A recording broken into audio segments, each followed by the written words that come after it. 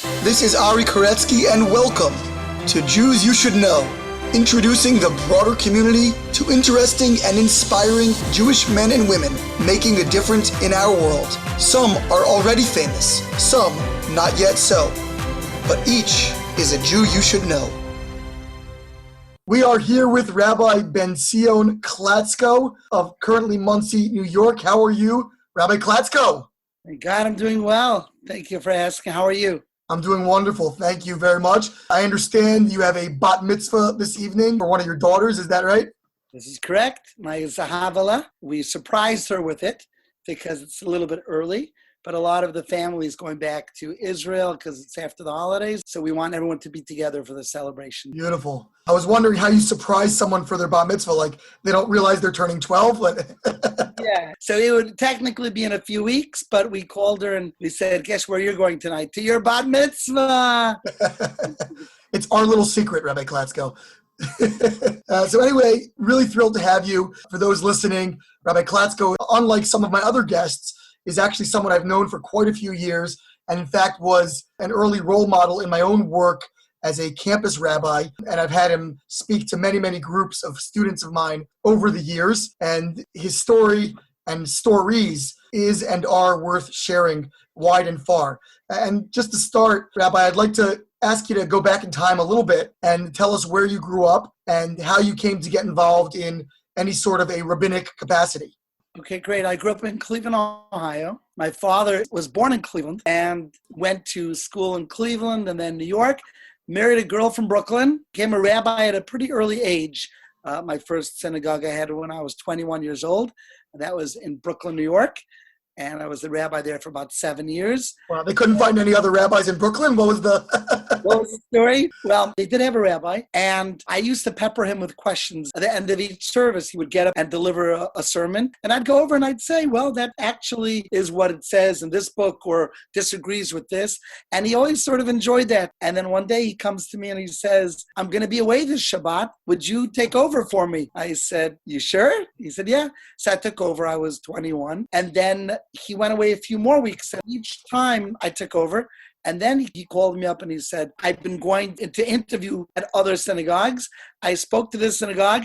They've liked how you filled in for me, and they want to know if you'll take over permanently. So it was very surprising, but it worked. And I was there for about 7 years. And after that, I went to New Jersey. I became a rabbi in a city called Perth Amboy. That was for about 3 years. And then at the age of about 30, I left the pulpit and I became a campus rabbi. And what predicated that was my brother had passed away in his sleep, and it affected me a lot. And one of the ways it affected me was leaving the rabbinics and trying to do something a little bit more. Tell me a little bit more about that, because I know that was a seminal event in your life, obviously a profound tragedy. Your brother was a very, very well-respected and well-regarded outreach rabbi in South Africa, as I recall. And from what I've heard, passing made a really profound impact on you. How exactly did it make an impact, and why specifically did it lead you away from the pulpit rabbinate and into sort of a different kind of rabbinical role? It's a really interesting question. I've thought about it a lot over the years, like what exactly made this event such a pivotal point in my life. There were a few things. First off, it was very unexpected. He wasn't ill. And when he passed away at the age of 28,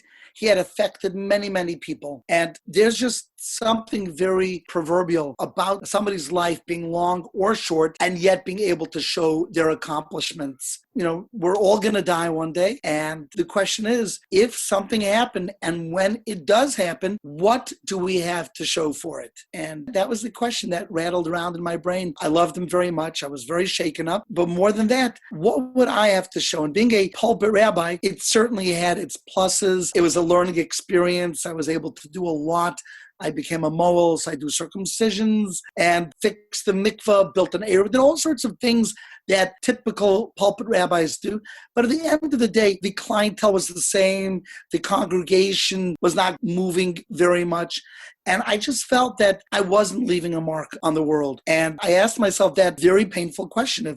If that had been me, what would I have to show? And the answer was not a whole bunch. So I decided to leave. And the truth of the matter is, I wasn't sure that was the shift I wanted to make from the pulpit to a college campus. I actually had planned on going back into Torah study full-time, and I interviewed in something called a kollel, which is a full-time study program. I said, let me go back to the basics and let me just start learning full-time again. And when I interviewed, the head of that kollel said, listen, I'm reading your resume. You're overqualified for kollel. You've already been a rabbi for 10 years. It's very difficult to go back full-time study. But there is this position that you'll find fulfillment with, and that's in the UCLA.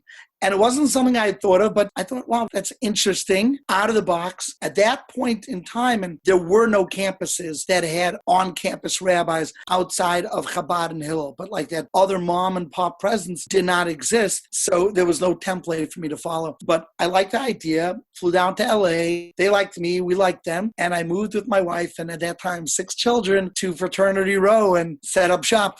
That must have been quite a culture shock. For my wife, it certainly was. She grew up in Brooklyn in a very ultra-Orthodox community called Borough Park. So from Borough Park to Fraternity Row, it's like from the shtetl to the cafes in Paris. It's just so different. But she knew how to play along, and we learned and we grew, and we weren't very good in the beginning. We made a lot of mistakes. But after a while, we understood the mentality and the needs of the college student. And it spoke to our hearts. And from that point on, we became the rabbis and even like the parents of the students at UCLA. As you mentioned, you were sort of a trendsetter in many ways in this industry, not, of course, to take away anything from some of the other incredible organizations. Chabad has been doing amazing work on hundreds of campuses, as has Hillel in even more global sense. But this is sort of a different approach, more of an educational, intensive approach, I guess we'd call it. And you, again, were sort of setting a trend in that particular regard. What were some of the early lessons you learned, and what did you find was effective in that role? And what have you preserved from those early days? It's also a very good question. Well, let me start with the mistakes. They are many. I think one mistake that I made, which I learned early on, is that when you're a campus rabbi, while you have the opportunity to get out there and to really wag your finger with righteous indignation, and we must change the world because people are doing it wrong, and where's your Judaism, and how could you do this and that? But I realized very quickly that any kind of negativity is a turnoff. And I guess it's a simple concept, but coming from the world that I came from, which was a yeshiva world, which is a very black and white world. There's kosher and not kosher. And if this is not kosher, it's not kosher. And to come onto a campus and see things that, according to my understanding of Torah knowledge, were perhaps less than kosher. I mean, this is Fraternity Row. And to sort of be okay with that in order to allow the students to feel accepted and heard was something that I had to learn. But I feel like I did learn that. And I almost never, I can say almost because sometimes I do slip, but I almost never go negative. I try to be positive. And even today, where I lecture around the world, I'm known as the positive rabbi.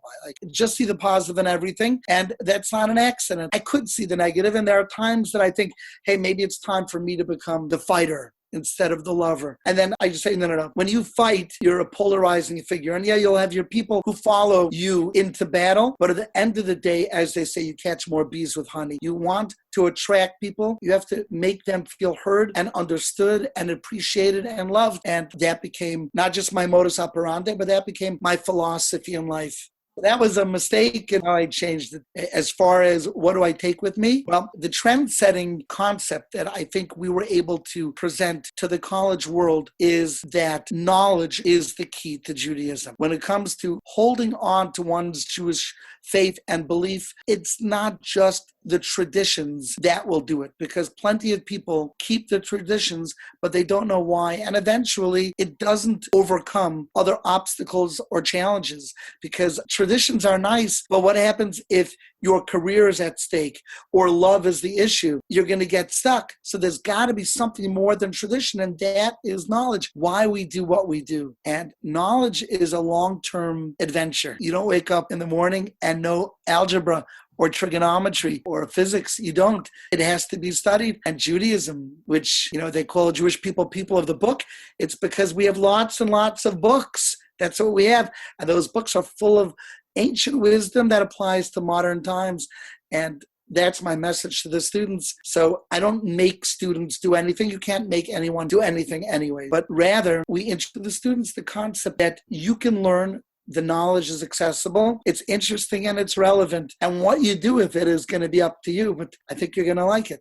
It's interesting, you can only preach what you live. And a little insight from your own story so far is that your impulse at age 30 was actually to return to an environment of full-time study. And so clearly that's something that draws you. And even though you ultimately ended up diverting and occupying a teaching role, you can see that you were someone who sort of craved knowledge for its own sake in your own life. Very much so. That's still who I am. That's how I raise my children. And believe it or not, this is not just Jewish knowledge. My children know if they come to my bed, there's stacks of science books by my bed, and I actually lecture on science. I find science a gateway into understanding the Almighty. And I have this sort of little habit that when there's a big scientist that's out there that is accomplished, so I try to call them or write them an email and meet them for coffee or lunch. And through that, I've met a lot of very prestigious people right now in the news. The concept of gravitational waves is very much in the news, even today, gravitational waves through original light. There's a lot to be said about it, but it was a very interesting topic to me. It was Einstein's last theory that Einstein said can never be proven. So what I decided to do is I wanted to meet the person who was the head of LIGO, who would be up for the Nobel Prize. So I met this fellow. His name is Peter Solson. I wrote him a letter and I said, when are you going to be in New York? I'd like to take you out to lunch. And Peter Solson said, I'm going to be in 2 months. He happens to be a professor lecturer in Syracuse. So 2 months from then, I took him out. We spent 2 hours together. I asked him a lot of questions. I have different science questions that sometimes trouble me. And of course, he was just a wellspring of knowledge. And gravitational waves is the greatest discovery in our lifetime, not even a question. And just last Tuesday, the Nobel Prize was given to the heads of LIGO. So sort of an interesting little note. Speaking of Judaism, Jews, you should know, Peter Solson is Jewish. And not only is he Jewish, but the first gravitational wave was discovered on Rosh Hashanah. In other words, that tiny wave through the XY laser, that was found. They waited 40 years and it was detected on Rosh Hashanah. And he was at Temple when that happened. And he does not bring his phone to Temple. So when he came back, he had thousands of congratulation emails because there he was in Rosh Hashanah. So I said to Peter, what did you do when you found out? You know what he said? One of the first things that he did, went and he bought a mezuzah and tefillin. Peter Solson, the head of LIGO, buys tefillin and mezuzah. And I spoke to him, why? Why was that your first impulse? We spoke about the cosmological constant and how the more you see, the more it's clear how the world is fine-tuned and it's not an accident. And he says, this is just another indication. And it moves me religiously. And the whole thing is fascinating. So a few weeks later, I was doing an Israel trip and my wife calls me up. She says, you'll never guess who knocked on the door in our house in Muncie. Mrs. Solson. They were passing through on the Garden State. He had my address, and he came in, and she came in, and my wife said, what would it take to get you for Shabbat? She said, just invite us. Tell him there's a gravitational pull from Syracuse to Muncie. You got to get him. That's right. That's right. Go back and forth.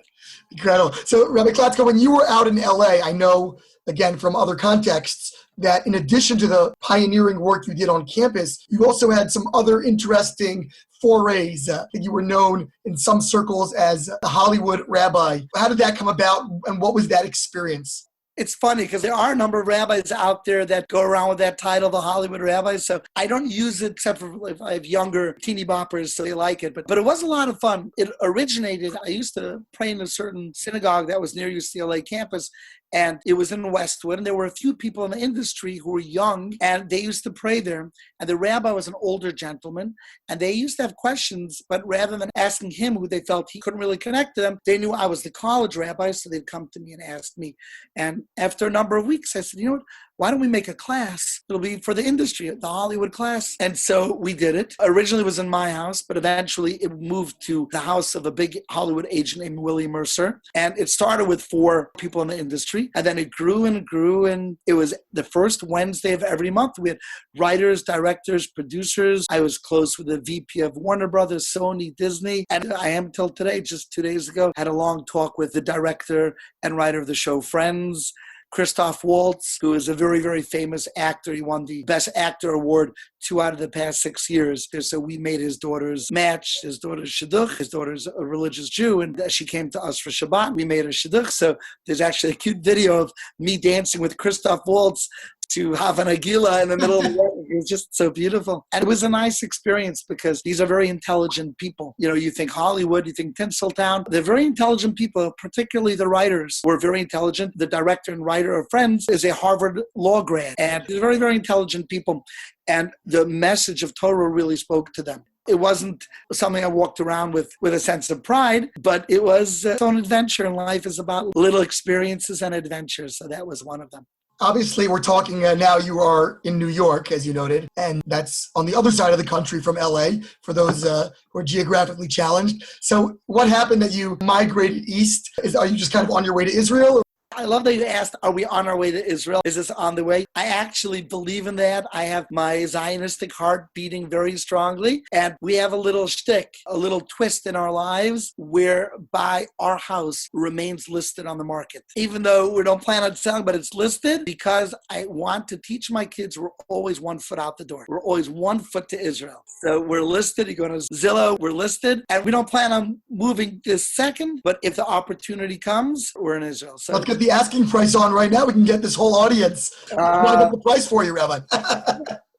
Well, if you come on over, we'll have some coffee, we'll have a Danish poppy seed, and we'll schmooze. Beautiful. So you ended up in New York. What brought you there? Why did you leave UCLA? By all accounts, you were thriving there and had become, borrow the term, an industry leader and sort of trendsetter, like we said. What took you out from there into New York? So here's the story. I started in UCLA, and at a certain point, I grew a little bit frustrated. Like, why just one campus? So I went over to USC, which is across town, and I opened a program there. And the people who were paying my salary, I brought them down during our first blowout event. They weren't even aware that we were doing anything there. And about 120 students came to that event. It was a Jewish speed dating event. We had a lot of young Jewish singles there. And the people I worked for got really excited. So they said, Rabbi, now we got to do 2 campuses. So at that point, I looked at myself a little bit like a Johnny Appleseed, like let's plant campuses all around. So at that point, I opened up a campus at UCSB. Actually, I spoke at the inauguration of the Hillel, and then we opened that up. And then UCSD and SDSU, which are the 2 San Diego campuses, I helped those open up. And then Cal State Northridge.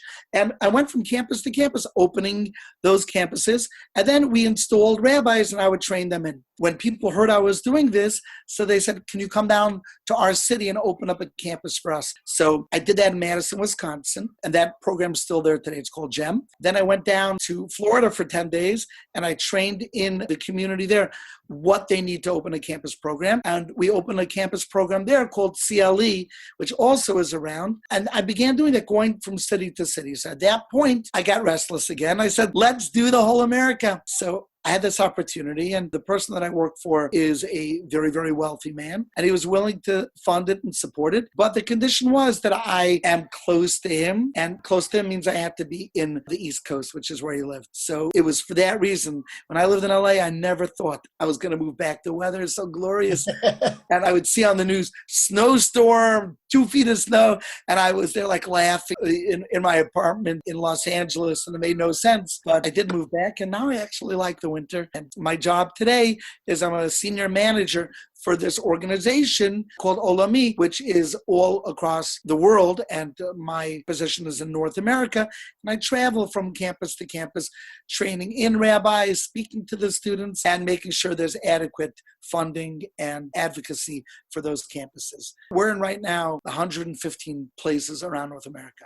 Do you miss the daily grind of having your own campus operation? To a degree, I do, because when I go to other campuses, I like being out there amongst the students. I connect very well with them. I know where they're coming from. I like that. But I don't miss it that much because I'm not a pencil pusher. I still run my own trip. It's called the Akiva trip. And I run a minimum of 5 trips a year. So every year I run many trips, and each trip has 40 students. So that's 40 times 5. So I still have a very close connection with them. These are trips to Israel? So 3 are to Israel, and the 4th one is to Poland, and the 5th one is either to Poland, or last year we did Brazil. It was called a summit, and then we stayed a week afterwards and ran a trip. This year we're doing Spain and England, and also we run a trip called Stateside, which is in New York, where I bring campuses to my house for a week, and we have a large house, and they stay in the house, and we create programs for them. So I'm still very much a campus rabbi. At least I'd like to picture myself like that. And every Shabbat we have a very perfect Shabbat. You mentioned you have a large house. What do you do at that house? I know you host large gatherings. Tell us about that. So we have each Shabbat, usually between 65 and 100 students and people who come. Everyone sleeps over. So it's not eating and running. Everyone sleeps. That's my rule. You got to experience the 24-hour Shabbat. A lot of them sleep in my house, but of course we do end up having to put people by neighbors. So everyone knows they're going to get a call from the Klatzkos every week or text messages. And when we run out of spaces, so we have tents in our backyard. We have a lot of tents. Right now, if you go to my backyard, you'll find 4 tents. But there were a whole bunch of tents waiting to be set up for this Shabbat. So we do that every Shabbat. It's wonderful. We enjoy it. We do a lot of very unique things that other people don't do on Shabbat to make the Shabbat something special. And one of those things are, at the end of Shabbat, we do a huge musical number. We have a band, which includes my children. I have a son who's a guitarist and drummer, and then 2 daughters are pianists, another son who plays violin, and everyone plays. And usually we have other musicians, and we do a big Havdalah, which is very emotional and inspirational, and we live stream it. We have a website, havdalah.com, and it also goes on Facebook. And we have, at the end of the week, usually about 10,000 people have seen our Havdalah each week. So it's a very inspiring time, and we do that out of the house. And in addition, we have groups coming throughout the week. We have a group coming this Monday from Israel. They're staying over the night. We had a group from Australia who stayed a week. The French group comes a few times a year. So it's very busy. That's what it sounds like. I'm getting nervous just hearing about all the activity. Do you cater? I mean, how does that work? I make sure my wife has a lot of good massages. My kids are amazing at peeling potatoes. They got it down to an art. I know that you also, for being to your house, you have a beautiful art collection, and that's another hobby of yours. You told me a story in the past of how you had maybe a fire that had damaged some of that, and your house today is different than what it was when you first moved to New York. Can you tell us that story? Because I think it's worth sharing. Yeah, I just got the most beautiful piece I've ever seen. If you see my eyes drifting to the left, it's right there. So I keep looking like, wow, it's so beautiful. I love art. My grandfather, great-grandfather, they were all art collectors. And I started collecting, interestingly enough, on campus because I had a student who came over and he had a great time. And at the end of the meal, he said, I have a question for you. You're Orthodox. Is there something about Orthodox Jews that's against art? I said, no, why would you think that? He says, I'm looking at your walls. You don't have any art. Most people have art. And first I thought, well, most people have money to burn. But then I thought to myself, there's no problem putting up art. Art is beautiful. So I started with like simple pieces, and then I really got taken with it. And, I'm a sucker for knowledge. If there's anything that's out there, I just need to know everything about it. So I taught myself a lot about art and artists and what to look for and what the biographies of each of the artists were and how art could become valuable. And I started collecting. Our house burned down. And when the house burned down, a lot of my very beautiful pieces were damaged. So that sounds like a tragedy. The first thing it's good to know is we collect a lot of things, but if the family is good and the kids are safe, you realize how little all the other stuff matters or doesn't matter. I'm just putting that in because the first thing that came to my mind is not, oh my goodness, the art. First thing is, thank you, Almighty, that my kids and my family are safe. Having said that, I really lost a lot of art and I liked it, but thank God the insurance did cover it. And it was good because we had to rebuild our house. And the only way we were able to rebuild it with the vision that I had, because the vision was to create a house that we could host and have a lot of people be there as a place where people can feel comfort. The only way to do that was with a lot of funds. So the funding from the art helped. So it didn't replace the art, but it did allow us to modify the house in a way that we're able to do the kind of Shabbat that we do now.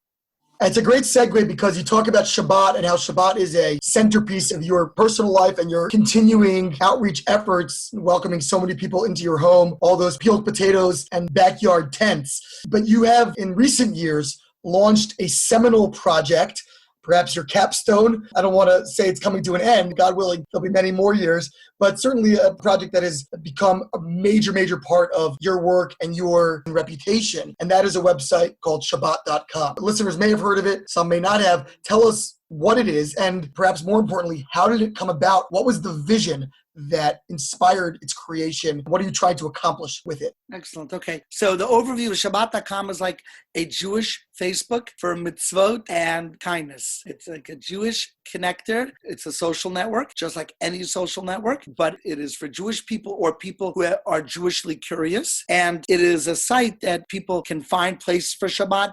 People can find guests. That's how it started.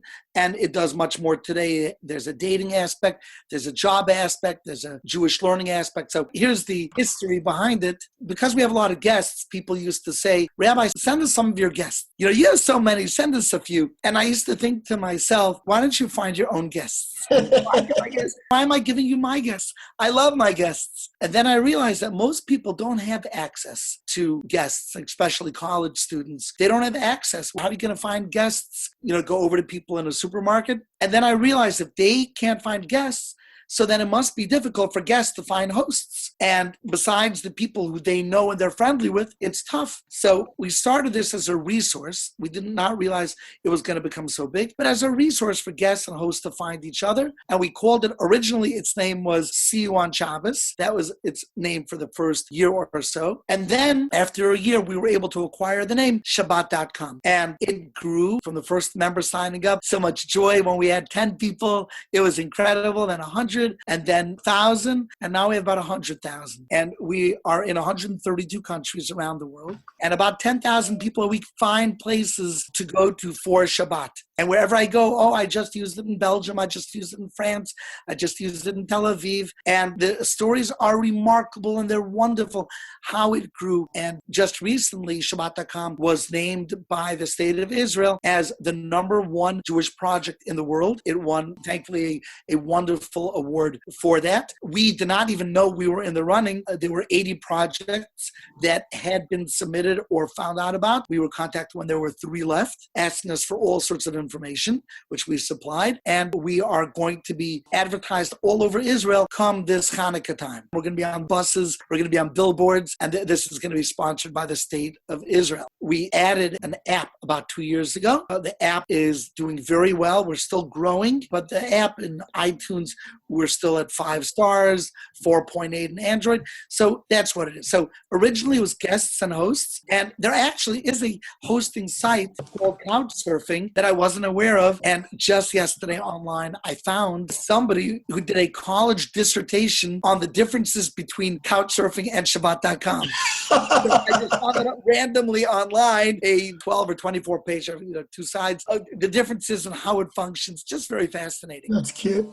A few years after we started, we thought, a lot of the guests are singles. Why don't we allow them to meet each other, fall in love, and make nice Jewish babies? What a wonderful way of connecting. So we added a dating aspect to it, and it's been wildly, wildly successful to the point that right now we're averaging an engagement a week from the website. So every single week we have an engagement. I usually put it up on my Facebook or on Shabbat.com, the engagement of the week, but it's very powerful. My own son found his wife on the site. I will tell you a wonderful connecting story. This is just so beautiful. There was a lady, a lawyer on the site, and she was not an observant Jewish, but she's very Jewishly proud. And she found us on the site, and she asked to come for Shabbat. So I said, sure, come. She says, I got some boys, my sons, can they come? I said, absolutely. So their oldest son, whose name was Trevor. So Trevor came, we enjoyed him. And after coming, we said, would you like to come on my trip to Israel? So Trevor came, and he had such a good time that he stayed to study in Israel. He was inspired by Israel so much. Then his younger brother joined us, and his younger brother also went to study in Israel. Trevor now came back, and he found his wife, who's engaged, on Shabbat.com. Trevor's mother, the lawyer, just got proposed to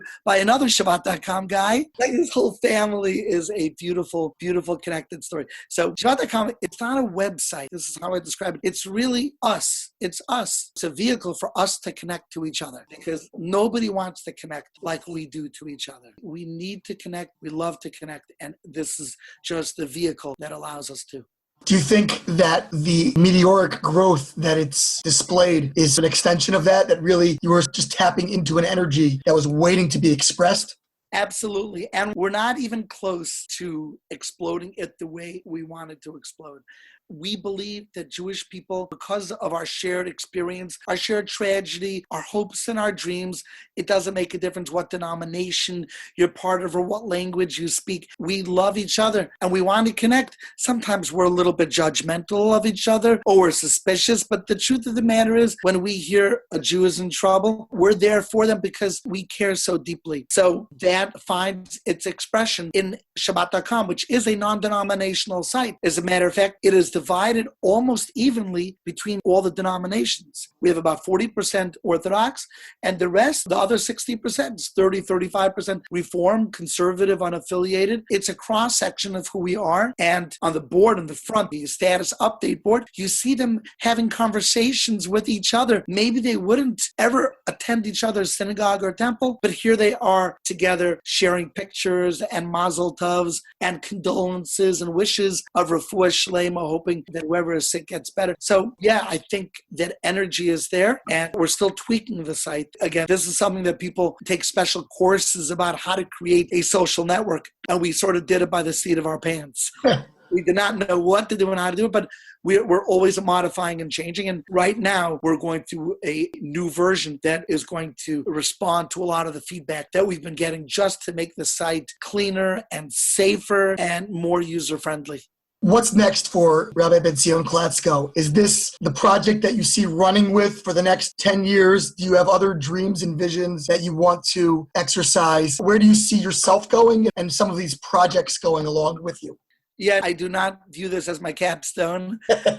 I'm still young and energetic. I have a lot of other dreams in how we can affect the Jewish world in a bigger way. We created an organization to put those dreams under. The name of the organization is called Odyavo. That's Odyavo. And Odyavo has under it 11 different organizations. These are all organizations that we started and we head and we direct. So part of Odyavo would be, for example, helping people with depression and anxiety in our community. So that's a project called Chaskenu. We have called Hisori, where we send out groups of young students, most of them Yeshiva University students, to go to communities and create a Shabbat environment and do children's groups and read from the Torah. That's another project. There's Havdalah.com was a project. Live Judaism is a project. And there's a lot more. The big shift that I'm going through right now, which is what I see to be the next big idea.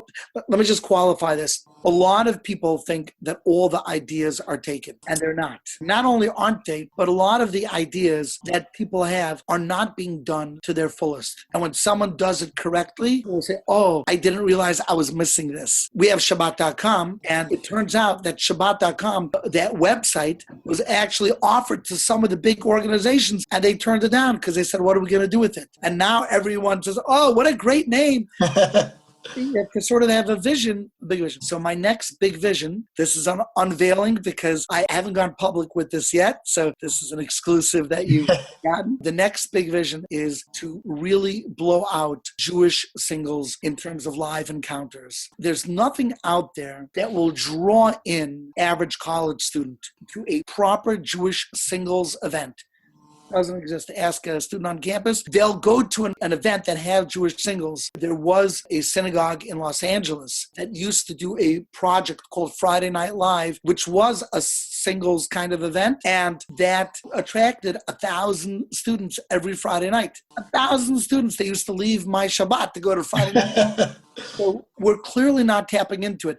And by people's obsession with online dating and J-Swipe, we know that people want to meet. And we also know that Jewish continuity is a major subject of the Pew Reports, of donors, of birthright. We feel that Jewish people have something valuable to offer the world. And if our Judaism not just gets watered down, but if it's not relevant and not important, then ultimately the Jewish message, the Jewish dream, and the Jewish leadership won't be there for humanity. So it starts with creating stability. And stability begins in the home with spouses, with husbands and wives that have a shared sense of mission. So this has not been done properly. We need to do it in a systematic, organized, and branded way so that people know that when this comes to town, you want to be part of it. We have a few different ways that we plan on doing this, but I'll give you sort of a vision. You know what's been really hot recently? Smoking meat. Have you heard about the smoking meat? Yes, I have. It is the hottest thing, pardon the pun. Everyone's into smoking meat. You want to start the smoking meat market? Is that... So, And they have people who travel to different towns and they do smoke, Yep. do smoke weed, and they attract a lot of people. You can have a traveling concept that is so name recognized. Singles Live is coming to your city the weekend of March 15th. Singles Live. Smoking singles. Maybe. Sounds incredible, and then always wonderful to hear that there's so much vitality and passion still in those bones. Rabbi Klatzko, anything else you'd like to add? And in particular, tell people where they can learn more about you and some of your projects. Obviously, Shabbat.com is self-explanatory, but other places that people can go to learn about you, your work, your passion. They want to come for Shabbat to visit you in New York at your 100-person table and backyard tent. Tell us how we can do that online. Absolutely. You know how some people try to keep their names off of the internet and they try to hide? I do the opposite because I think they're going to get my information anyways. Let me not make them break their heads for it. So anyone who wants to contact me, 212-SHABBAT. That's my phone number. You see, I give it out on the air, 212-SHABBAT. Very simple. If you have rabbi kind of questions, you want to join me for Shabbat, you have to go through Shabbat.com. But we would be happy to have you. You want to hear more about, I don't know why you would want, but you want to hear more about my philosophy in life and some of those ideas. I do a lot of relationship counseling and such. There is a website called Torah Anytime, and I have about 50 lectures there. And on YouTube, I also have some lectures over there. And if you're in New York and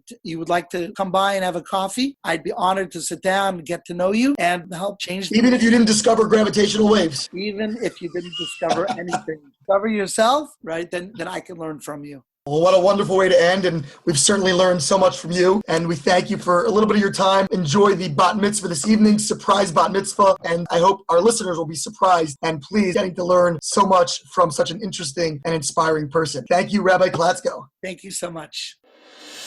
This has been Ari Koretsky on Jews You Should Know. Please visit us at JewsYouShouldKnow.com and subscribe at iTunes, Stitcher, or wherever you consume podcasts. Find us on social media at Jews You Should Know. If you'd like to become a supporter of this podcast, we would greatly appreciate that, and you can do so by visiting patreon.com. That's patreon.com/Jews You Should Know. Finally, if you have enjoyed this podcast, please leave us a review so that we can continue to grow and introduce many more people to Jews You Should Know.